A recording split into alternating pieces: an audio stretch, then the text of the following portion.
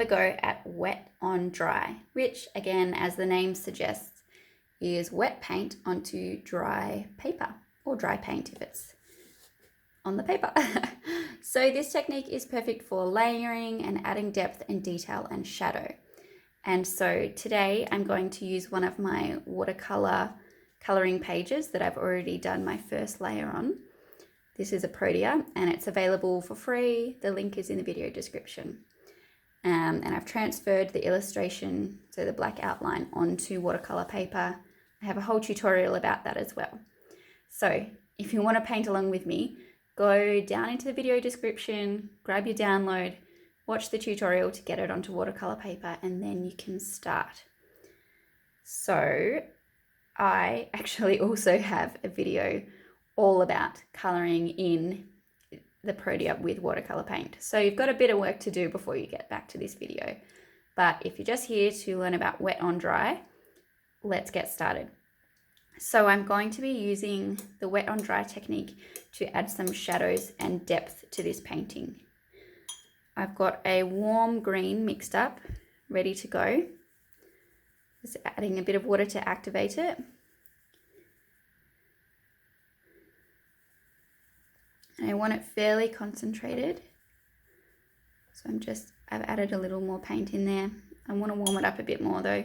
So I'm actually going to add a bit of red. Possibly too much. I always seem to overdo it, but that's okay. It's a pretty warm green. It's erring on brown, but that's okay. Ready to go. So what I'm going to do is I'm going to paint with wet paint onto my dry paper. And to add a shadow, I'm just thinking about where a shadow might go and just painting a side of the leaf. So I'm just doing one side of each leaf with this.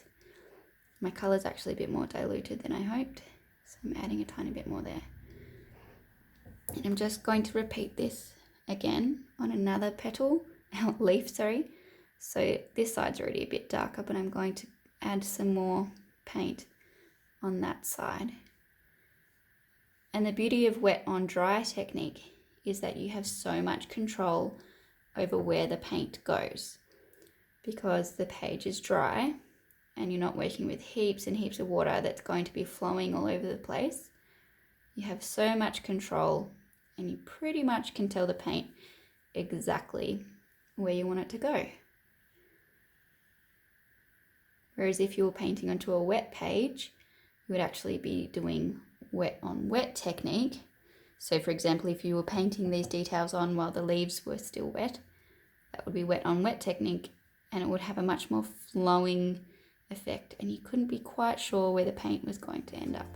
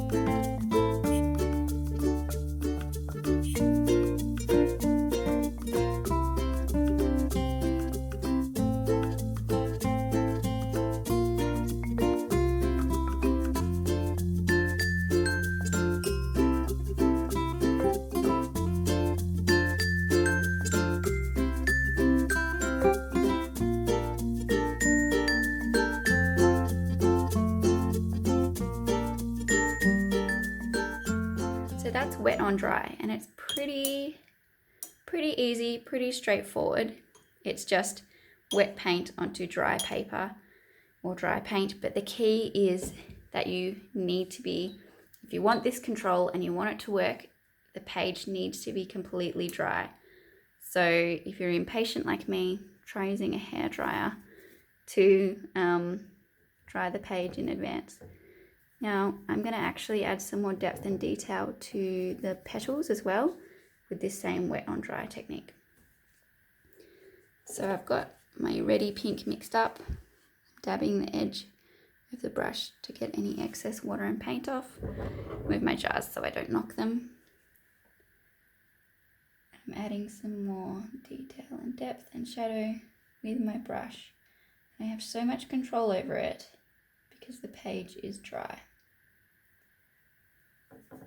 Grabbing some more, and I'm just putting it down the bottom of each petal, not covering the whole thing.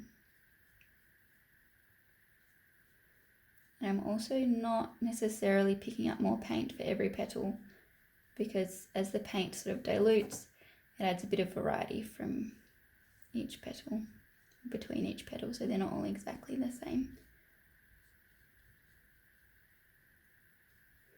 And as I get closer to the top, I actually want my shadow to be a little bit lighter and less intense. So it's fine that it's kind of fading out on the brush. And I've just realized the stem needs a bit of shadow too, and there's a petal that I've missed.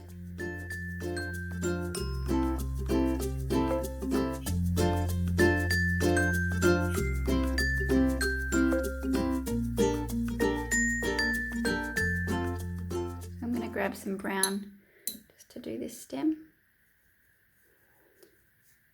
And I just want to reiterate that this is a really great technique if you want to have control and, for example, like staying in the lines and that kind of thing. You're going to have more success with that if you're doing wet on dry, but it's really good for adding detail and depth.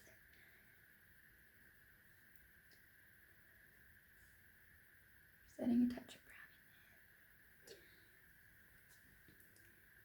there. Awesome.